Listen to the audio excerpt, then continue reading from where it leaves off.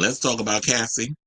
Because now Diddy out here still with his lies and vitriol. It's like, sir, remember when you said that apparently Cassie was lying on you, and the stories about that big old paper that she came out with was like 100-something odd pages, and that you didn't touch her, you didn't assault her, and then all of a sudden that video came out of you kicking her like the queen you are because you can't fight.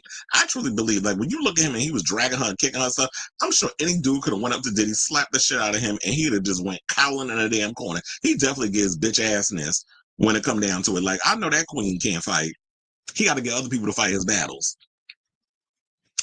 But so now they're out here trying to say that footage that we saw of Diddy putting paws on Cassie in the hotel room, that he paid allegedly $50,000 to get rid of, but then his dumbass decided not to destroy the evidence. Like, you know, because I truly feel that he's a sociopath and got like the mind of a serial killer. You know how, like, when you do things to people and you like to keep the evidence, kind of like how Dexter, whenever he would kill people, he would keep a vial of their blood.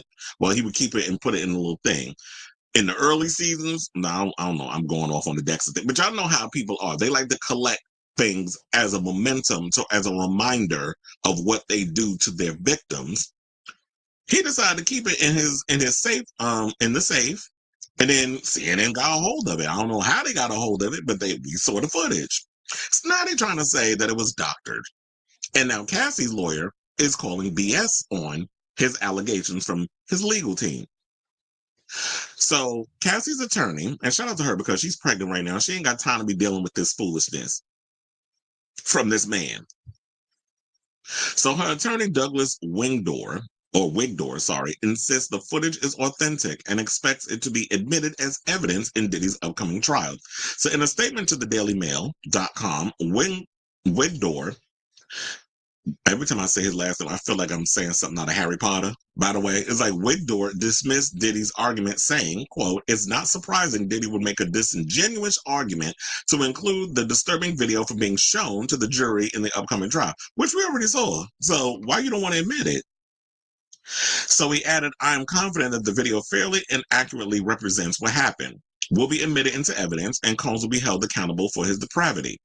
Now, Diddy's team claims CNN altered and destroyed the original footage, arguing for its exclusion in court, but Cassie's camp expects the motion to be denied. Well, shit, I ain't the lawyer. I ain't the judge, and I would deny it. So, while Diddy is not facing criminal charges for the assault seen in the footage, federal prosecutors intend to use it to support allegations of his history of violence. The disgraced rapper, who's 54 and mogul, y'all need to say that too, because Diddy was more or less a mogul than a rapper. I hate when you get these white conglomerates that only want to kind of lower his thing to a rapper. Diddy wasn't necessarily a rapper. Yeah, he didn't write rhymes, he wrote checks, but at the same time, he was more or less a mogul. He ran businesses. The music stuff, I feel like he did that because it was a hobby and he wanted to be like the artist on his label. The only difference was he was making all the money. They money and his money. So y'all already know the diddler is behind bars after he was charged with a host of sex trafficking and racketeering offenses, blah, blah, blah, and so on and so forth. Now, as it stands, he'll remain in prison ahead of his May 2025 trial. So Cassie, as y'all know, played a pivotal role in the downfall of the diddler as she accused him of repeated physical abuse and R-word in a bombshell $30 million lawsuit. And remember that he went and paid her an undisclosed amount. I don't know how much. Yeah, like I said, I don't know how much he paid her because it was undisclosed. So they were in an on again, off again relationship for like 11 years. And I think that what he was doing was dangling over her head. Like, if you be my girl and all this other stuff, like, I'm going to help you out with your career. He had no intent of making her a star. And Cassie had all the billings of being a star until we saw their performance at BET's. What was it, 106 in Park, when she got up there and performed Me and You? Child, that was a whole hot mess. But we like Cassie, though. She's cute. She had the bops. But then but the live performance was great gowns, beautiful gowns. So they secretly started dating in 2007, 2 years after first meeting when Cassie was just 19. Their romance became public knowledge in 2012, and they split 6 years later in 2018, which I really wish she would have kept up on that. Instead, she kept going back to him. But I don't know what her reasons are, but they are what they are. Now, I'm not going to scroll over to the next picture because it shows the assault, but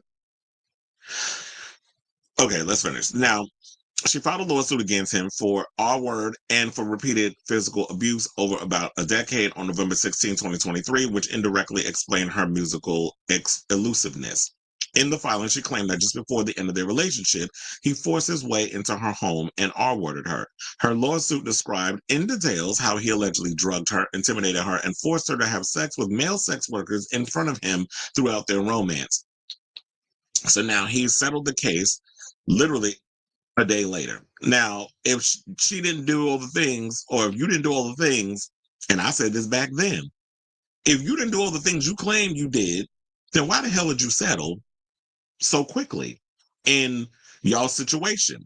Because you was guilty. They're coming to find out. We saw the video where the surveillance footage of him attacking her at the Intercontinental Hotel in Century City, LA hotel in 2016. And as y'all know, he was wearing a towel.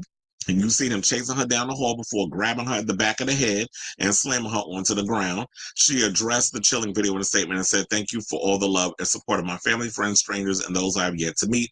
The outpouring of love has created a place for my younger self to settle and feel safe now, but this is only the beginning." And this is what a lot of these predators do. You get these men that are half the age. They push. How old was he? He was like in his late 30s going into his 40s when he got with her. This is why I always say y'all need to be real careful out in these streets when you young girls and dudes get with these older people, because why I don't see the point of why older people get with younger people. You've been there, done that. You lived your life. You've gone through the things you need to do to get to the point that you're getting to. When you 19, you wet behind the ears. You still got Similac on your damn breath, and you still trying to, the world is whimsical, and the world is your oyster, and you see the world through these different kind of rose-colored glasses. These older people, they already been around the world and know what's up. So when you get with these young people, the young people are impressionable. They're still like a little blank canvas. You could paint whatever you want to paint on their blank canvas and influence them in some sort of ways. I remember when I got with older people, I always wanted to learn a lot about the world because I always felt like people my age didn't really understand my level of mental capacity and where I was coming from with stuff. And yeah, I got myself into situations where I was like naive about things. For the worst part, but for the most part, I was always mature for my age. And to me, it was like Diddy was a predator who took advantage of this young girl, and I'm sure possibly so many others, and has done harm to this girl. You basically used and manipulated her to get what you wanted out of her, and allegedly, and used your power and influence as a mogul to dangle her career over her head if she didn't do the things that you wanted her to do and fulfill your disgusting, depraved sexual fantasies, allegedly. So may he rot in prison. Shout out to Cassie, because his people out here making up these lies and saying that, oh yeah, the thing was doctored. Okay, well, guess what? We're going to actually enter the evidence. We're going to have these people doctor this stuff, and we'll sit in the courtroom with your little ashy behind us. Sit there in the courtroom with your 5 lawyers or 4 lawyers, how many you got left, and we'll sit there and watch the full, unedited, uncut footage in front of a jury of 12, 2 alternates, wherever they going to have them sitting at, and we'll go through it. And so, okay, so at what point is this fake? So you saying that you kicking her was AI? AI wasn't what it was back when you did what you did to her. So I don't know where you coming with these lies and vitriol. But we'll keep you guys addressed. I mean, I'll keep you guys abreast, not addressed, abreast of this story as it develops when we get to that point. So we're like, what, March? So we got about 2 months, give or take, away from this whole situation. I'll keep you guys I'll keep you guys abreast of the story as it develops. So I'll say all this to say to you, what do you think of this story in regards of Cassie's lawyers calling out Diddy and his team, his legal team, and saying that the tape that we saw, courtesy of CNN, was doctored?